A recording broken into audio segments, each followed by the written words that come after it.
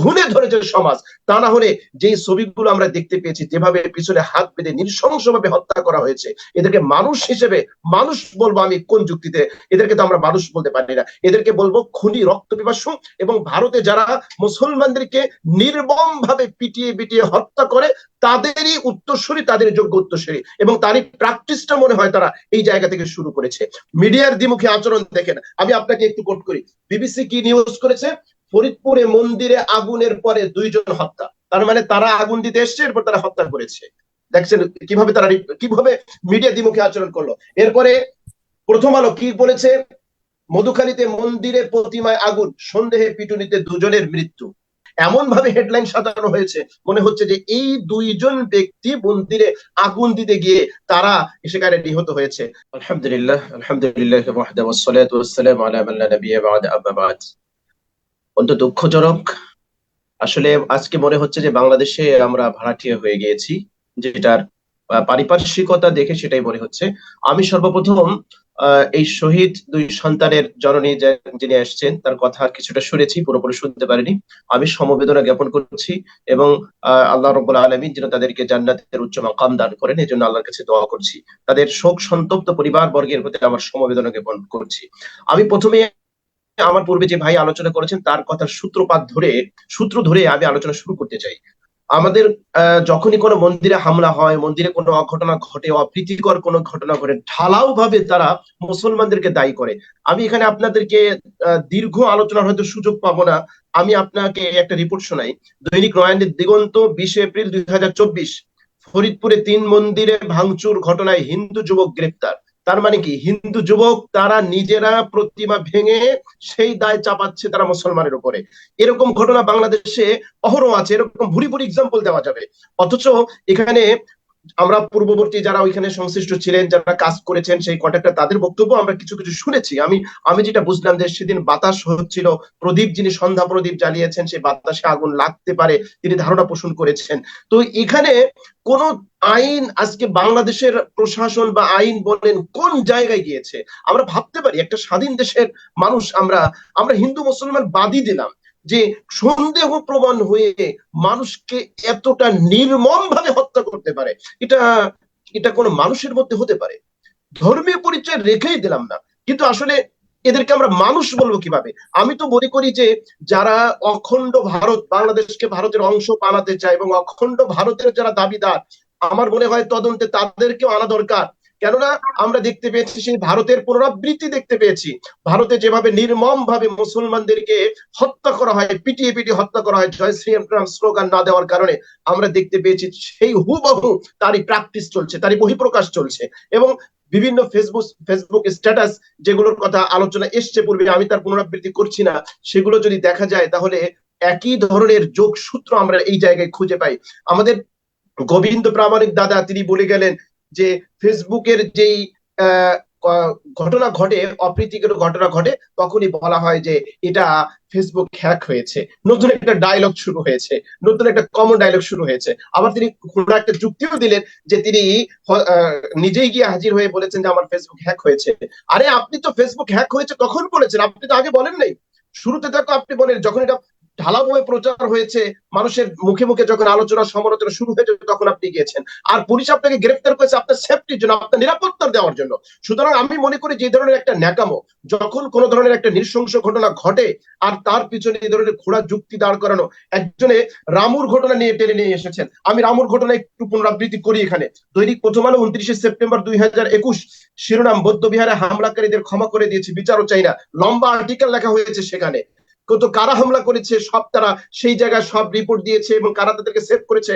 এই দৈনিক প্রথম আলো 29 সেপ্টেম্বর 2021 রিপোর্টটা যদি দেখেন, কাজেই কোন একটা ঘটনা ঘটলেই সেই জায়গায় ঢালাও ভাবে মুসলমানদেরকে দায়ী করা, মুসলমানদেরকে সাম্প্রদায়িক বলা, জঙ্গি বলা, এই ধরনের প্রবণতা, এটা বন্ধ করা দরকার।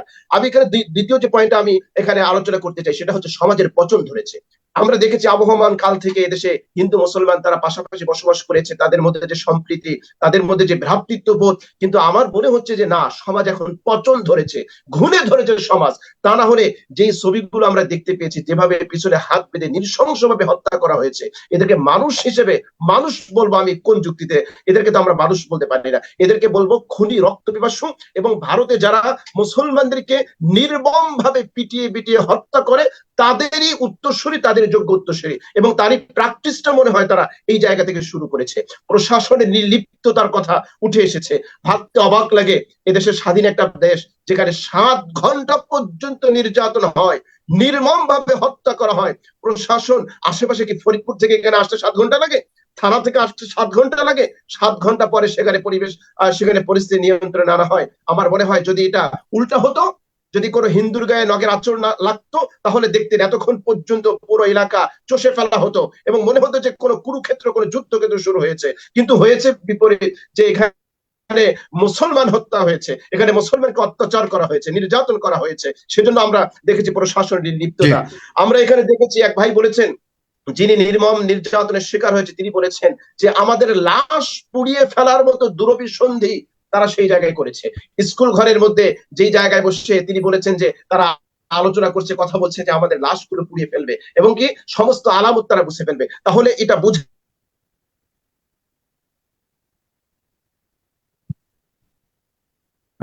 জনাব আবু মোহাম্মদ রহমানী, আপনাকে শুনতে পাচ্ছি না। জি জনাব রহমানী। হ্যাঁ, প্রিয় দর্শক, আপনারা আমি দুঃখিত, আমার একটা ফোন এসেছিল। বলবেন। আমরা এখানে বলতে পারি যে এটা পরিকল্পিত একটা হত্যাকাণ্ড। এবং আমি প্রথমেই এভিডেন্স দিয়েছি যে ভারতে দুঃখিত, ফরিদপুরে কিছুদিন পূর্বে হিন্দু যুবক মন্দিরে আগুন লাগিয়ে মুসলমানদের উপর দায় চাপানো হয়েছে। এখানেও তারা পরিকল্পিতভাবে এই কাজটি তারা করেছে। আসলে সবচেয়ে আশ্চর্যজনক বিষয় হলো, আমরা দেখেছি যে আমাদের মিডিয়া এবং আমাদের সুশীল, তাদের দাজ্জালের যে এক চোখ, এরাও ঠিক এক চোখা দেখে, এক চোখ দিয়ে তারা দেখে। যদি এটা হিন্দুদের হতো, তাহলে এতক্ষণ আপনারা দেখতেন সাম্প্রদায়িক আর জঙ্গি জিকির তুলতে তুলতে ওই টেলিভিশন পড়া উত্তপ্ত হয়ে যেত। মিডিয়ার দ্বিমুখী আচরণ দেখেন। আমি আপনাকে একটু কোট করি, বিবিসি কি নিউজ করেছে? ফরিদপুরে মন্দিরে আগুনের পরে 2 জন হত্যা। তার মানে কি, এরা 2 জন আগুন দিতে গিয়ে তারপরে তারা হত্যা করেছে। বিবিসি হেডলাইন করেছে এটা, ফরিদপুরে মন্দিরে আগুনের পরে 2 জন হত্যা। তার মানে তারা আগুন দিতে এসছে, এরপর তারা হত্যা করেছে। দেখছেন কিভাবে মিডিয়া দ্বিমুখী আচরণ করলো। এরপরে প্রথম আলো কি বলেছে? মধুখালীতে মন্দিরে প্রতিমায় আগুন, সন্দেহে পিটুনিতে 2 জনের মৃত্যু। এরকম যদি আমি প্রত্যেকটা পত্রিকার যদি আমি দেখি, সেখানে কোথাও এই কথাটা পর্যন্ত লেখা নাই যে নিরীহ 2 জন মানুষকে হত্যা করেছে, হিন্দুর হাতে মুসলমান হত্যা হয়েছে, এরকম কোনো কিছু নেই। এমন ভাবে হেডলাইন সাজানো হয়েছে, মনে হচ্ছে যে এই 2 জন ব্যক্তি মন্দিরে আগুন দিতে গিয়ে তারা সেখানে নিহত হয়েছে। আপনি দেখবেন যে সুশীলরা কি করে, যখনই কোনো হিন্দুদের উপর হামলা হয়, সংখ্যালঘুর উপর হামলা হয়, যখনই কোনো মন্দিরে হামলা হয়, তখনই আমাদেরকে সাম্প্রদায়িক হিসেবে গালি দেয়, আমাদেরকে জঙ্গি হিসেবে গালি দেয়। আমি এখন পর্যন্ত কোন মিডিয়ার কোন সাম্প্রদায়িক শব্দ ব্যবহার করতে দেখি নাই, আমি কোন জঙ্গি শব্দ ব্যবহার করতে দেখি নাই। এই মিডিয়ার দ্বিমুখ নীতি, এই সুশীলদের একচোখা নীতি, এটাও দায় এড়াতে পারে না। এই যে যারা নির্মমভাবে হত্যা করেছে, এরা প্রকৃত হিন্দু ধর্মের অনুসারী হতে পারে না। এরা জঙ্গি, এরা সন্ত্রাসী, এরা সাম্প্রদায়িক, গুড়া সাম্প্রদায়িক, এবং এরা ওই ভারতের জঙ্গিদের যোগ্য উত্তরসূরি। ভারতে যেভাবে মুসলমানদেরকে নির্মমভাবে হত্যা করা হয়েছে, এরা সেটার প্র্যাকটিস শুরু করে দিয়েছে। অথচ আমরা কোন সুশীলদের মুখে এই সাম্প্রদায়িক শব্দটা আমরা শুনতে পেলাম না, আমরা জঙ্গিবাদ শব্দটা, জঙ্গি শব্দটা শুনতে পেলাম না। তাহলে এই শব্দগুলো কি শুধু মুসলমানদের জন্য বরাদ্দ? হিন্দুরা তারা যদি অপরাধ করে, তাহলে তারা কি পার পেয়ে যাবে? অথচ ইসলামের বাণী কত স্পষ্ট। নবী করিম সাল্লাল্লাহু আলাইহি ওয়াসাল্লাম বলেছেন, নবী করিম সাল্লাল্লাহু আলাইহি ওয়াসাল্লাম বলেছেন, আলা মান যালামা মুআহাদান আবিন তাকাসাহু আও কাল্লাফাহু ফাওকা তাকাতিহি আও আখাযা মিনহু শাইআন বিগাইরি তিবি নাফসিন ফাআনা হাজিজুহু ইয়াওমাল কিয়ামা। এটা হাদিসটি এসেছে আবু দাউদের 30-52 নম্বর হাদিস। নবীজি বলেছেন, সাবধান, শুনে রেখো, তোমরা যদি মুসলমান, তোমরা যদি কোনো সংখ্যালঘু, অর্থাৎ মুসলিম কান্ট্রিতে যদি কোনো সংখ্যালঘু বাস করে, তাদের প্রতি যদি তোমরা জুলুম করো, অথবা তাদের কোনো অধিকার ছিনিয়ে নাও, অথবা তাদের স্বার্থের বাইরে কোনো কাজ চাপিয়ে দাও, অথবা তাদের কোনো জিনিসকে তোমরা জোরপূর্বক ছিনিয়ে নাও, তাহলে জেনে রেখো আমি কিয়ামতের দিবসে তাদের পক্ষ হয়ে তোমাদের বিরুদ্ধে আমি আল্লাহর আদালতে মামলা ঠুকে দিব। নবীজি বলেছেন, মান কাতালা মুআহাদান লাম ইউরিহ রাইহাতাল জান্নাহ ওয়া ইন্না রিহাহা তুজাদু মিন মাসিরাতি 40 আবা। সহিহ বুখারী হাদিস 31-66। নবীজি বলেছেন, কোন ব্যক্তি যদি কোনো নিরপরাধ কোন সংখ্যালঘুকে হত্যা করে, সে জান্নাতের ঘেরানো পাবে না, যদিও 40 বছরের দূরত্ব থেকে জান্নাতের ঘেরান পাওয়া যায়। ইসলাম এই শিক্ষা দেয়, এই শিক্ষাই ইসলাম দেয়, ইসলাম এই শিক্ষার কথা বলে। আপনারা দেখেছেন, যখন আপনারা দেখেছেন হাটহাজারীতে যখন মন্দিরে হামলা হয়েছে, হাটহাজারী মাদ্রাসার ছাত্ররা ব্যারিকেড দিয়ে সেই জায়গায় মন্দিরকে তারা প্রোটেক্ট করেছে, মন্দিরকে সেভ করেছে, রক্ষা করেছে। এটা এই ঘটনা সবাই দেখেছে।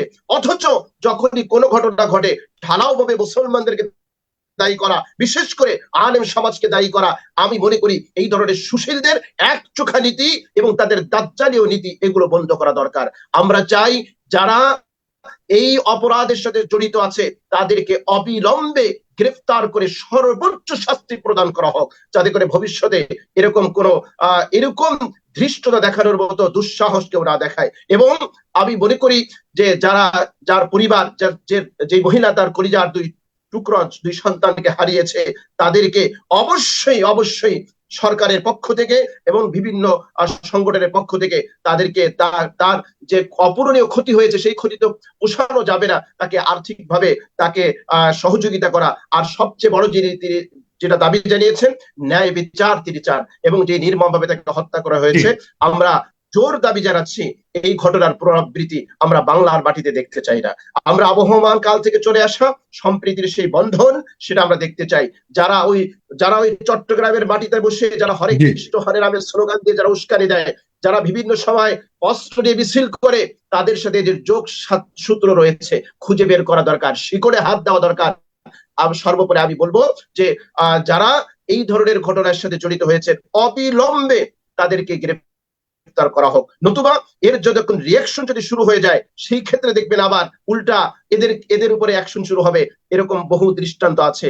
আমরা আশাবাদ ব্যক্ত করি যে এই ঘটনার পুনরাবৃত্তি আর যেন না ঘটে। ধন্যবাদ সাগর ভাই। আপনাকে ধন্যবাদ।